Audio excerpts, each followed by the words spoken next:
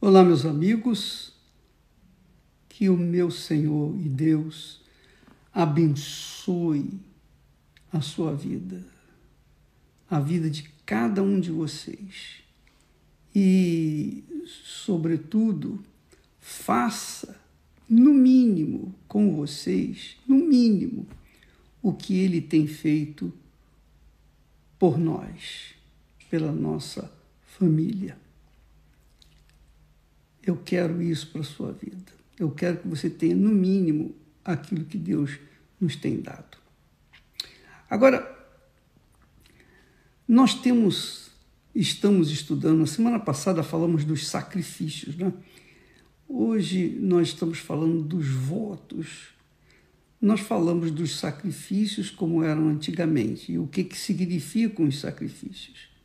Porque no Velho Testamento você tem o entendimento do que aconteceu no Novo Testamento, durante o período do Novo Testamento. E nós temos no Velho Testamento também os votos. O que são os votos? O que é o voto? O voto, nós estamos falando do voto de Jacó. E você já deve ter ouvido falar, lido. O voto de Jacó foi feito numa situação em que ele se encontrava no desespero. Ele se encontrava no fundo do poço. Ele não tinha nada a oferecer para Deus. Nada. Nada. Ele não tinha absolutamente nada a oferecer para Deus, com exceção de uma coisa. Uma coisa. Sabe qual é? A palavra dele. A palavra de Jacó. A palavra. Quando ele fez o voto, ele empenhou a sua palavra. Ele empenhou a palavra porque ele tinha caráter. Está entendendo o que eu estou falando? Quando uma pessoa tem caráter, a palavra dela vale mais do que um cheque assinado em branco. Quando a pessoa tem caráter, ela tem crédito. As pessoas creem nela, acreditam nela, melhor dizendo, porque ela tem caráter. Por exemplo, apenas a título de exemplo, vamos lá no casamento. O casamento é feito na base da palavra empenhada, do voto que se faz no altar. Não é isso? Não é por isso que as pessoas dizem assim, eu, fulano de tal, aceito você, fulana, como minha esposa, e te amarei, ou ele falando para ela, te amarei por toda a vida, seja na doença, na saúde, na riqueza, na pobreza. Qualquer que seja a situação, você será minha, eu serei fiel a ti. E da parte dela, também há o mesmo voto. Eu também, fulana de tal, pá. Aquela conversa que a gente já está careca de ouvir. Mas, o que acontece? Acontece que, depois que se casam, aquilo ali, tudo que foi falado, tudo que foi jurado, todo aquele pacto, aquele voto feito no altar de entrega a vida para outra pessoa por toda a vida, então fica a haver navios.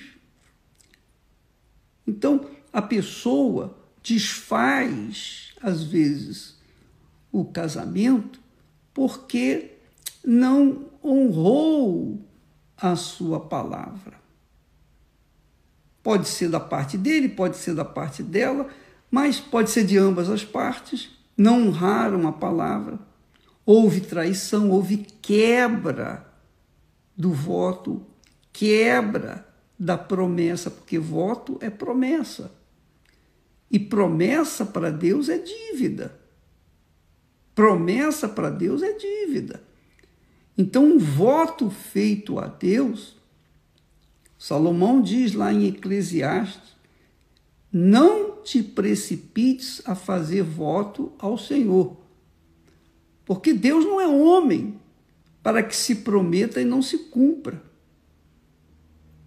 Então, você não pode tratar Deus com a palavra como você trata Deus como você trata as outras pessoas, ou o próprio casamento, com a palavra que volta atrás.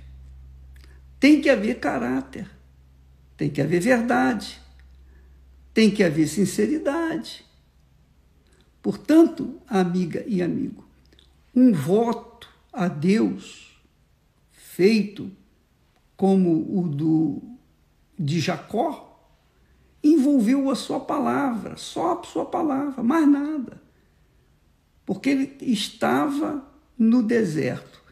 Ele não tinha comida, ele não tinha roupa. A única roupa que ele tinha era a que ele estava vestindo. Ele não tinha nada, nada.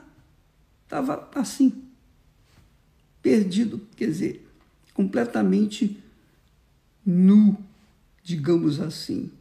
Não tinha nada para oferecer para Deus, senão a sua palavra, porque na sua palavra, a sua palavra carregava hombridade, integridade, sinceridade, honestidade. Ou seja, a palavra de Jó era carregada de caráter.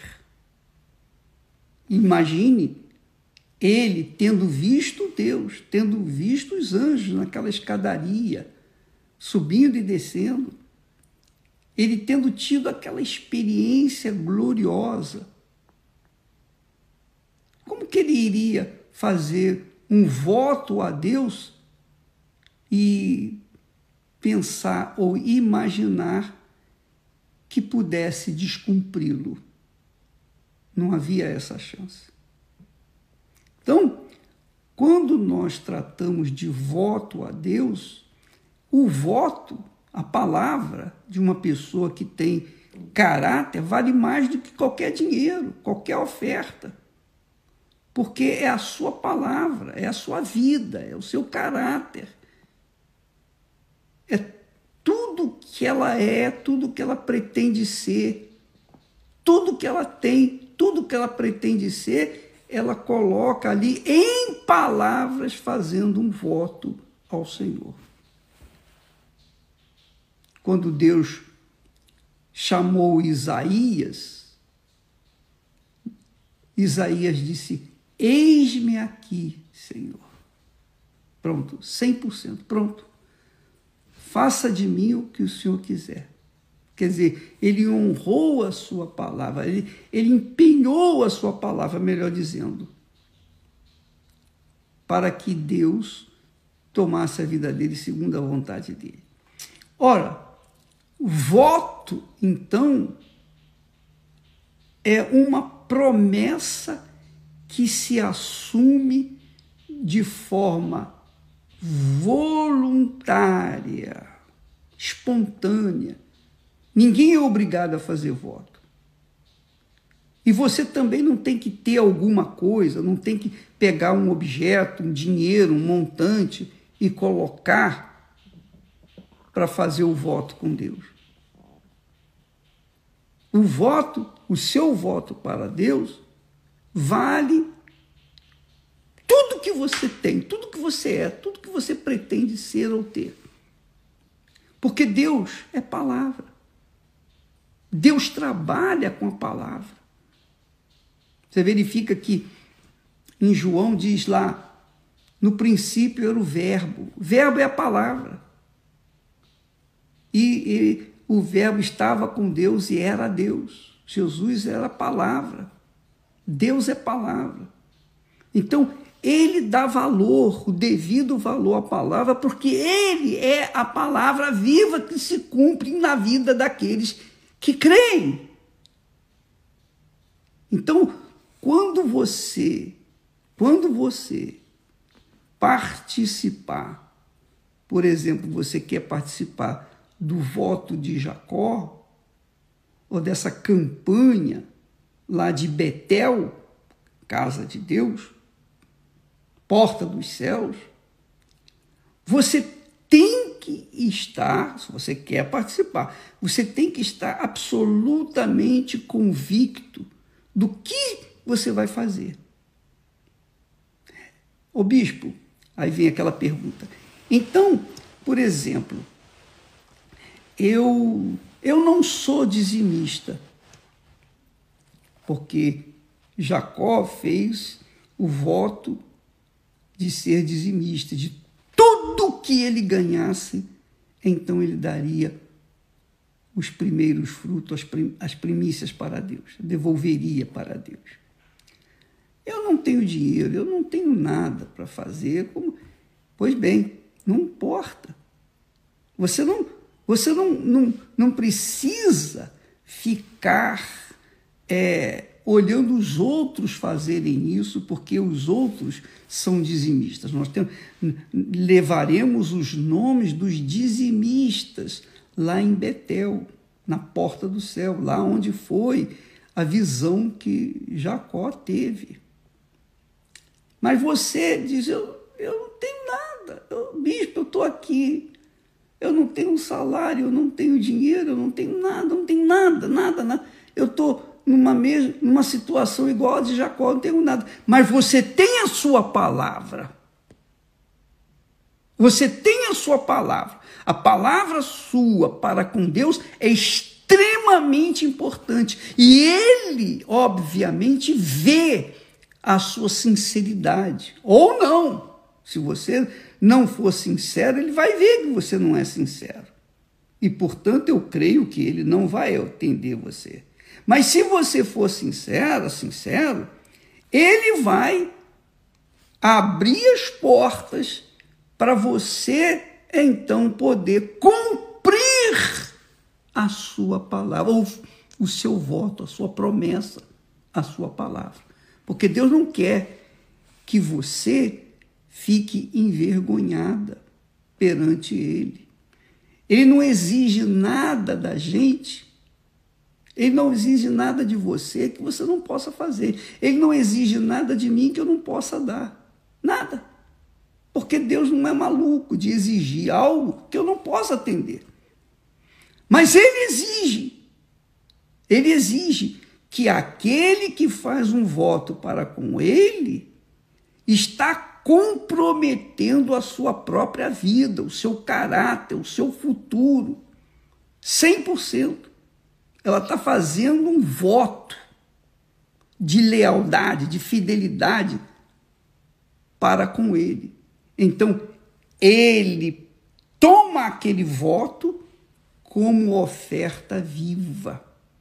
Você se torna a oferta viva perante Ele. Agora, preste atenção também.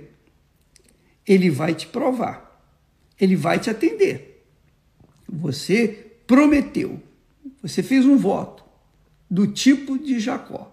Se o Senhor me der pão para comer, roupa que me vista, que me faça voltar à casa do meu pai em paz, então o Senhor será o meu Deus. Quer dizer, o Senhor não era Deus de Jacó ainda, mesmo tendo aquela experiência da visão que ele teve noturna, do sonho. Ainda assim, Deus não era o Deus dele. Mas o Senhor, então, será o meu Deus, se o Senhor me der pão para que eu coma, roupa que me vista, e volte para a minha casa, a casa de meu pai, em paz, então o Senhor será o meu Deus. E de tudo que eu receber, de tudo que eu ganhar, eu te darei os dízimos. Então foi o voto que Jacó fez. E neste lugar eu vou edificar um altar para ti. E Jacó cumpriu todas as suas promessas, todo o seu voto, porque Deus lhe abriu a porta. Deus lhe abriu a porta para cumprir. Então você tem que tomar o cuidado, o devido cuidado, para não fazer como muitos têm feito, e por isso têm sido amaldiçoados, porque prometem a Deus mundos e fundos, e Deus começa a dar, começa a abrir as portas, a abençoar as suas mãos. Com o passar do tempo, essas pessoas, muitas dessas pessoas, o que elas fazem? Elas ganham muito mais, e mais, e mais. E aí, o que elas fazem? Elas se esquecem de Deus. Porque ela tem muito dinheiro, ela tem muita coisa para administrar, ela não tem tempo para Deus. Aí começa a esfriar na fé. Pouco a pouco, todo aquele montante que ela ganhou vai se perdendo. E ela fica de volta, ela volta à estaca zero. Por quê? Porque ela fez o seu voto. Ela não deu nada para Deus a não ser a sua palavra. Ó, meu Deus, eu prometo. Eu faço esse voto contigo. Eu aceito. Mas Deus, com certeza, vai esperar que ela cumpra a sua palavra, e para que isso se proceda, aconteça, então Deus vai tornar possível. Ele vai tornar possível, você vai ter condições de cumprir o seu voto. Se você não cumprir o seu voto, minha amiga, meu amigo, então você será considerado tolo diante de Deus. Tolo. Porque você fez um voto para com Deus, não foi para com os homens. Ainda que fizesse com os homens, você teria que cumprir a palavra, porque essa é a verdade, é a justiça que Deus cobra de cada um de nós, honrar a nossa palavra. Deus cobra a verdade, sinceridade, a transparência. Então, se você quer fazer um voto e ter a resposta de Deus para cumprir esse voto, então saiba disso. Deus vai te dar condições para você cumprir o voto. Se você não cumprir, você vai sofrer as consequências. Porque você vai provaria para ele que não tem caráter. E Deus não trabalha com mau caráter. Por outro lado,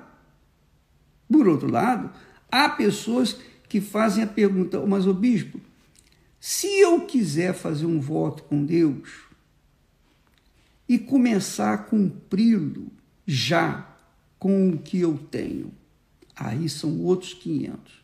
É voto, então você tem que começar a fazê-lo, se é assim que você quer. Mas o voto não envolve, digamos assim, a oferta inicial. Não é como sacrifício. Nós vamos falar a respeito do voto, dos sacrifícios.